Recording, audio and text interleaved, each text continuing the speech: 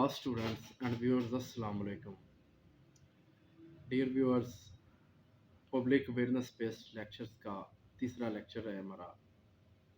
आज का हमारा लेक्चर माशरे में बढ़ते हुए तलाक की तरफ रुझानात, कानूनी तरीक़ाकार, तलाक की इक़साम और इसके नुकसानात या इसको कैसे कंट्रोल किया जाए, इस बारे में होगा।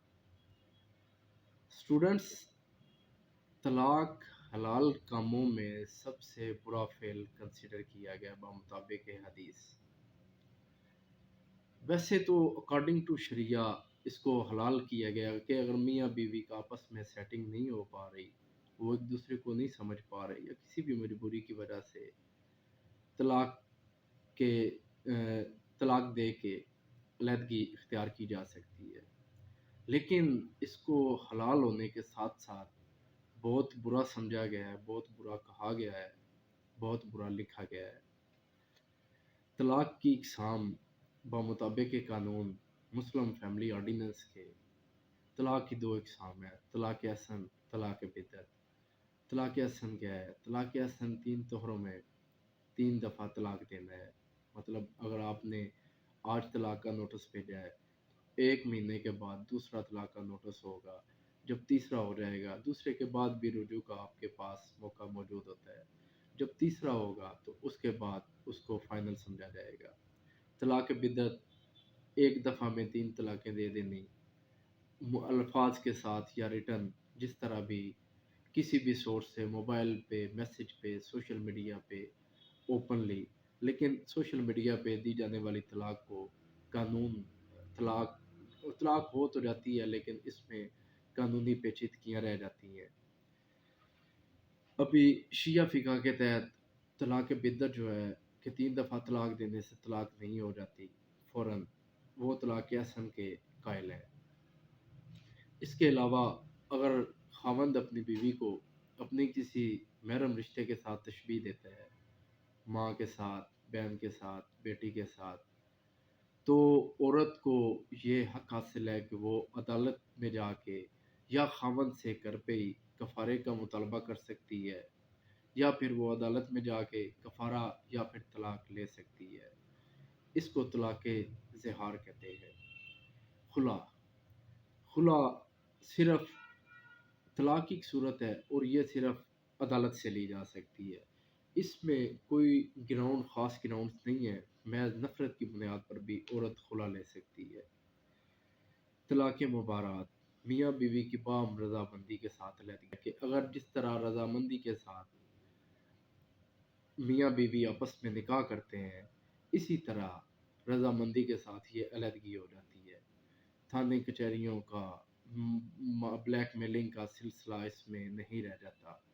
ये रज़ामंदी के साथ अलहदगी हो जाती है।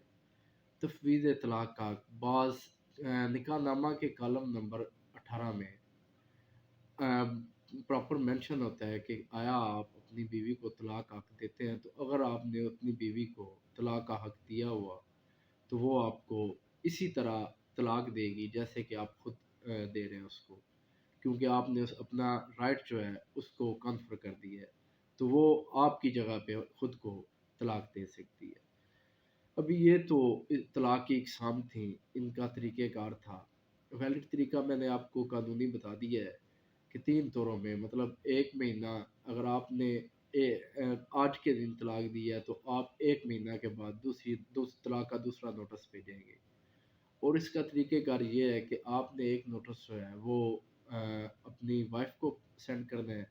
दूसरा नोटिस जो है जहाँ पे आपकी वाइफ़ रह रही है, वहाँ पे आपने इसको यूनियन कौंसिल को नोटिस अरसाल करना है। यूनियन कौंसिल मसालियत कमेटी वहाँ पे बनी होती है। वहाँ पे आपका मसालियत का प्रोसेस स्टार्ट होगा। अगर आपकी मसालियत नहीं होती तो फिर वो तलाक मुअस्सर का सर्टिफ़िकेट जारी कर देंगे। व्यूअर्स, इसमें एक चीज़ जो मेरी ज़ाती ओपिनियन है, ये कानूनी और शरई मामला है, इसके ऊपर इसलिए इस टॉपिक को एज़ इंफॉर्मेशन शेयर किया गया है। अदरवाइज़ मैं इन मामलात के काफ़ी ख़िलाफ़ हूँ।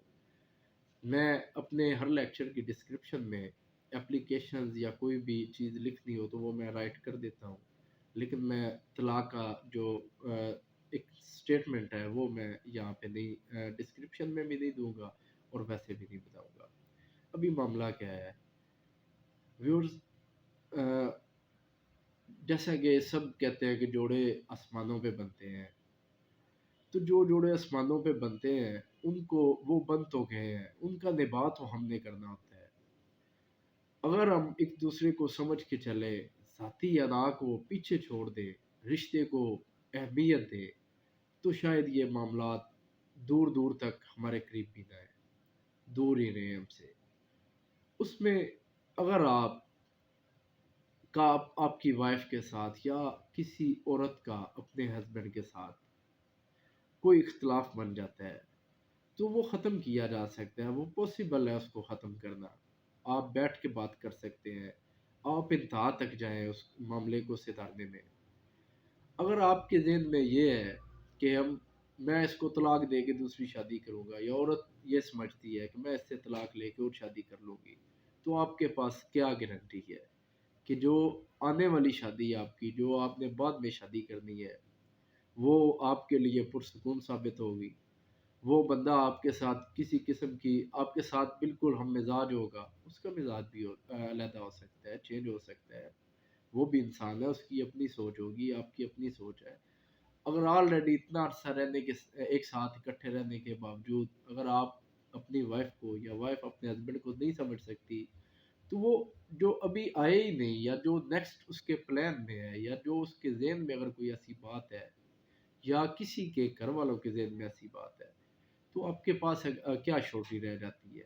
हाँ, ये मामला अकॉर्डिंग टू शरिया, पहली बात तो जब रिश्ता या शादी करने से पहले सारे मामला देख भाल लेने चाहिए। इस्लाम भी इस चीज़ की इजाज़त देता है।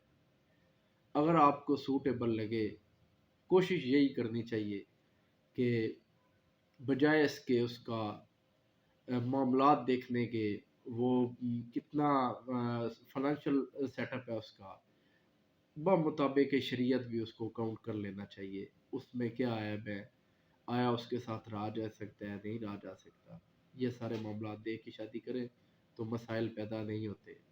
हाँ, बाज़ दफ़ा इंसान को पता नहीं चलता, गलती हो जाती है, आप जो चाह रहे होते हैं वैसा नहीं होता, या आपको और दिखाया जाता है और बाद में कुछ और निकलता है। ऐसे मामलात में इस ऑप्शन को इस्तेमाल किया जाता है, और वहाँ पे कोई इसकी काज समझ भी आती है। तो अगर आप लड़की किसी के साथ शादी करती है, वो उस बेचारी को तो नहीं पता होता, क्योंकि बाहर के मामलात तो मर्द एक दूसरे को जानते हैं, औरतें नहीं जानती एक दूसरे को, या मर्दों के बारे में उनको ज़्यादा पता नहीं होता। औरत शादी कर लेती है किसी को कि फ़लाँ जो है वो उसके लिए सूटेबल होगा, लेकिन बाद में पता चलता है वो तो नशा करता है या शराबी है। तो उस बेस के ऊपर अगर वो उसको छोड़ना चाह रही है, तो मेरी ज़ाती राय के मुताबिक इसमें कोई ममानियत नहीं, कोई हिचकिचाहट नहीं, बिल्कुल कंप्रोमाइज़ इसके ऊपर नहीं होना चाहिए। तो उसके लिए हमारे पास ये सूरत अवेलेबल है। शुक्रिया।